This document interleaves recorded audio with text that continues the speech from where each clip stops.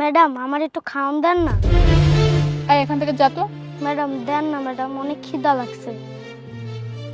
আমার কাছে কোনো এক্সট্রা খাবার নাই, হ্যাঁ এখান থেকে যা বলছি। একটু দেন না ম্যাডাম, আপনার হেনতে একটু দেন। এই তোকে একবার বলছি না এখান থেকে যেতে, যা এখান থেকে।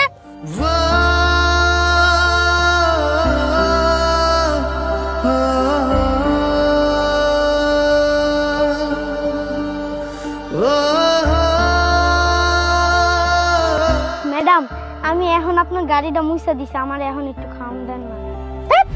এই তোদের মতো ছোট লোক ফকিনীদের জন্য না একটু শান্তিতে খাবার খাওয়া যায় না। খাবার খাইতে গেলে হা করে শুধু তাকায় থাকিস। এই ধর নে, যা এখান থেকে।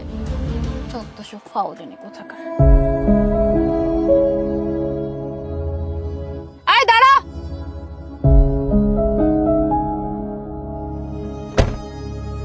জি ম্যাডাম। এই তোর না ক্ষুধা লাগছে, তাহলে খাবার নিয়ে ওদিকে কোথায় যাচ্ছিস? ম্যাডাম খিদা তো আমার একলা লাগে নাই, ওই যে একটা হুইল চেয়ারে বসে একটা ব্যাটারে দেখতেছেন না, হে আমার আব্বা। কিন্তু এখানে যতটুকু খাবার আছে তা দিয়ে তো তোদের দুজনের হবে না। হ্যাঁ ম্যাডাম হয়ে যাইব। কি ব্যাপার, তোমার খাওয়া হয়েছে? খেতে আর কোথায় পারলাম বলো? কেন, কি হয়েছে?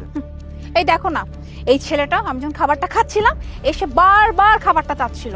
পরে গিয়ে গাড়িটা মুছলো, এসে বললো যে এখন তো খাবারটা দিতে পারেন। পরে কি করবো, বাধ্য হয়ে খাবারটা দিয়ে দিলাম। এই ছেলে, কি সমস্যা তোরা? তুই ওর খাবারটা নিয়েছিস না? এই রাখো, শুধু শুধু ওকে কিছু বলতে হবে না।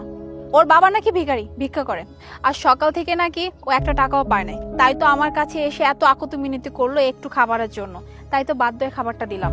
ও তাই নাকি? ওর বাবা কোথায়? ওই যে ওর বাবা, ওই যে দেখো হুইল চেয়ারে বসা।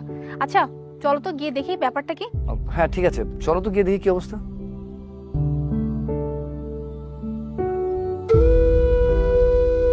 আরে মারুফ বন্ধু, তুই এখানে? আর তোর এই অবস্থা কেন? কেমন আছিস তুই? জন, বন্ধু তুই কেমন আছিস? বন্ধু? এই কিসের বন্ধু? হ্যাঁ আমি তো কিছু বুঝতেছি না। মুনা, আসলে তুমি বুঝতে পারবে না, কারণ তুমি ওকে হয়তো চেনো না। মারুফ হচ্ছে আমার ছোটবেলার বন্ধু। তুমি জানো আজকে আমি যে পর্যায়ে আছি এই সব কিছুর অবদান হচ্ছে মারুফের। একটা সময় ছিল আমার কাছে খাওয়ার মতো কোনো টাকা ছিল না, টাকার অভাবে আমার পড়াশোনা সবকিছু বন্ধ হয়ে যাচ্ছিল। সেই সময় আমার এই বন্ধু আমাকে সাহায্য করেছে, সাহায্যের হাত বাড়িয়ে দিয়েছে বলে আজকে আমি এই পর্যায়ে দাঁড়িয়ে আছি।